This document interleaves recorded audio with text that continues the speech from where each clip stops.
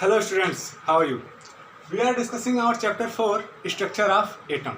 Clear है? पिछली video में हमने क्या डिस्कस किया था? Atomic model of Rutherford. तो जब रदरफोर्ड ने अपना एटॉमिक मॉडल दिया तो कुछ चीज़ों को एक्सप्लेन करने में वो क्या हो गए, फेल हो गए। तो उन चीज़ों को एक्सप्लेन किसने किया? नील्स बोर नाम के एक साइंटिस्ट ने। ठीक है, नील्स बोर को उनके इस हेल्प के लिए आई मीन जो इन्होंने योगदान दिया स्ट्रक्चर ऑफ एटम को समझने में, इसके लिए उन्हें क्या मिला? नोबेल प्राइज़ भी मिला था। तो उन्होंने क्या एजम्पशन दिए?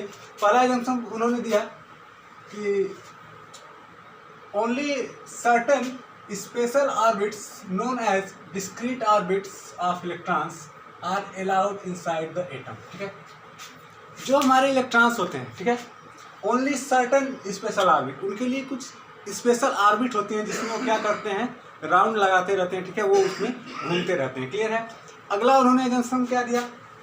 While revolving in discrete orbit the electrons do not radiate energy. ठीक है, जब अलग अलग ऑर्बिट में जो इलेक्ट्रॉन है वो रिवॉल्व कर रहे हैं, घूम रहे हैं, तो क्या करते हैं? एनर्जी को रेडिएट नहीं करते हैं, मतलब वो अपनी एनर्जी को लॉस नहीं करते हैं। इसी वजह से जो इलेक्ट्रॉन है वो हमेशा घूमते रहते हैं, कभी भी न्यूक्लियस पे गिरते नहीं हैं। ठीक है, और जो हमारा एटम है वो स्टेबल बना रहता है। क्लियर है?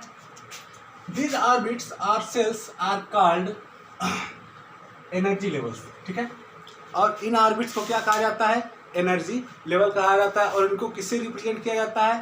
के, एल, एम, एन, आगे इसी तरह बढ़ता रहता है। ठीक है, इनको आप नंबर से भी डिनोट कर सकते हो, 1 2 3 4 एटसेट्रा। ठीक है, अब इन्होंने इसके लिए एक मॉडल भी दिया। ठीक है, देखिए ये यहाँ पे हमारा क्या है? न्यूक्लियस है। ठीक है, ये हमारी पहली ऑर्बिट है। क्लियर है? इस पहली ऑर्बिट को इन्होंने क्या नाम दिया? के सेल। ठीक है, फिर ये दूसरी ऑर्बिट है, इसको क्या नाम दिया? एल। ठीक है, तीसरी ऑर्बिट को क्या नाम दिया? एम। ठीक है, और फोर्थ ऑर्बिट को क्या नाम दिया? एन। ठीक है, आगे ये ऑर्बिट बढ़ती रहेंगी बढ़ती रहेंगी। ठीक है, अगर नंबर से डिनोट करना है तो 1 2 3 4। ठीक है, अब इन्होंने मॉडल तो दे दिया।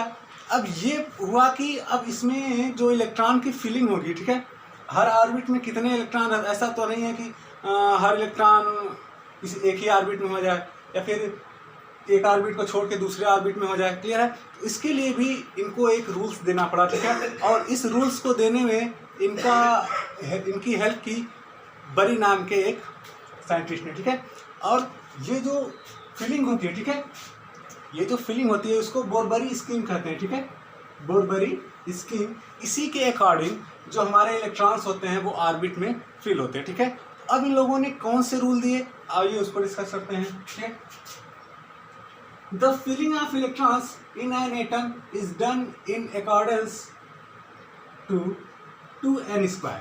क्लियर है? इन्होंने क्या कहा कि जो इलेक्ट्रॉन्स की फिलिंग है उसके लिए ये क्या होंगे? ये 2n² के रूल को फॉलो करेंगे। ठीक है, यहाँ पे जो n है वो क्या है? नंबर ऑफ सेल है।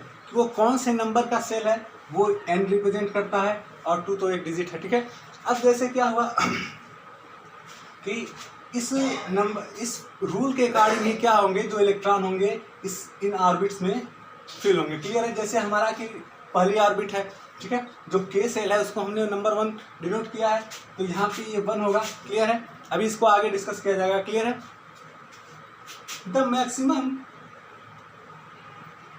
Number of electrons that can be filled in particular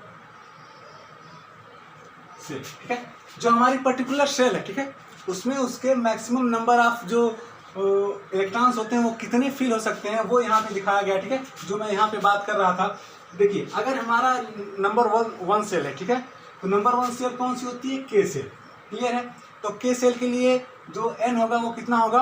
1 होगा। जब हम 2n² करेंगे तो 1 का स्क्वायर होगा। क्लियर है? और 1 का स्क्वायर हमेशा 1, और उसमें 2 का मल्टीप्लाई करेंगे तो 2, यानी कि जो हमारी के सेल है उसमें 2 इलेक्ट्रॉन आ सकते हैं। ये बात समझ में आई? अगर दूसरी सेल की बात करें, यानी कि एल सेल की बात करें, उसके लिए n कितना हो जाएगा? 2 हो जाएगा। ठीक है, तो जब हम यहाँ पे 2 का स्क्वायर करेंगे, 2 ज़ा 4 हो जाता है, और 4 में 2 का मल्टीप्लाई करेंगे तो 8, यानी कि जो हमारा एल सेल है उसमें 8 इलेक्ट्रॉन हो सकते हैं। ठीक है, ये इसकी मैक्सिमम नंबर है। क्लियर है। अब बात करते हैं थर्ड सेल की। थर्ड सेल कौन सी होती है? हमारी एम है। ठीक है, तो इसको जब हम 2n² रूल पे फॉलो कराएंगे तो जब 3 का स्क्वायर कराएंगे तो 3 जा होता है 9। क्लियर है, तो 9 2 जा 18, यानी कि इसमें 18 इलेक्ट्रॉन हो सकते हैं। और अगर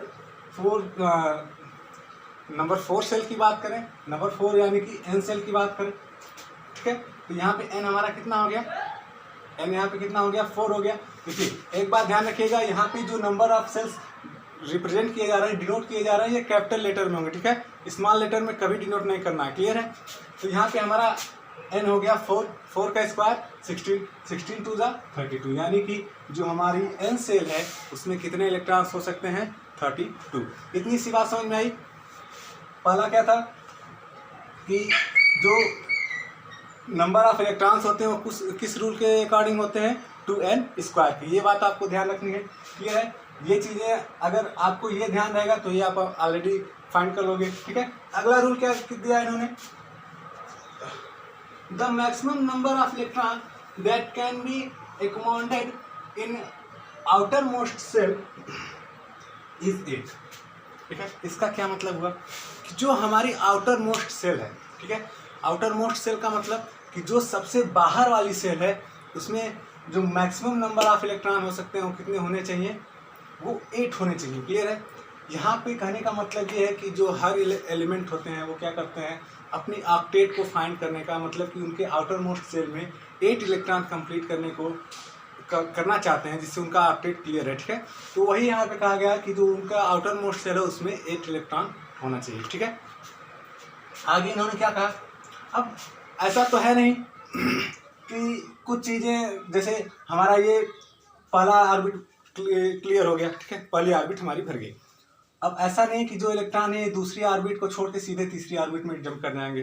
ठीक है, इन्होंने ये रूल दिया कि जो फिलिंग ऑफ नंबर होता है, फिलिंग ऑफ इलेक्ट्रॉन होता है, वो मैनर वाइज होता है। ठीक है, मैनर वाइज का मतलब कि पहली ऑर्बिट फिल होगी, फिर दूसरी ऑर्बिट फिल होगी, फिर तीसरी ऑर्बिट फिल होगी, उसके बाद चौथी ऑर्बिट फिल होगी। ठीक है, तो ये जो रूल था, ठीक है, बहुत ही इंपॉर्टेंट रूल था।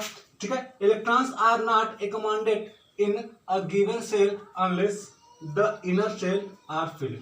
ठीक है, जब तक कि जो हमारी इनर सेल फिल नहीं हो जाएगी तब तक उसके बाहर वाली सेल फिल नहीं होगी। ठीक है, it means that the shells are filled in step wise manner. ठीक है, ये स्टेप वाइज मैनर में ही फिल होंगे, मतलब कि पहली बार पहले में, उसके बाद जब पहली कंप्लीट फिल हो जाएगी उसके बाद सेकेंड, उसके बाद थर्ड, उसके बाद फोर्थ। ठीक है, ऐसा नहीं कि पहले फर्स्ट हो गई फिर फोर्थ होगी फिर थर्ड होगी। ठीक है, स्टेप वाइज मैनर में ही फिल होगी। तो ये था Bohr's model of atom and Bohr Bury scheme. ठीक है, ये बहुत ही इंपॉर्टेंट टॉपिक है, आप इसको हमेशा इंपॉर्टेंट समझ के ही पढ़िएगा।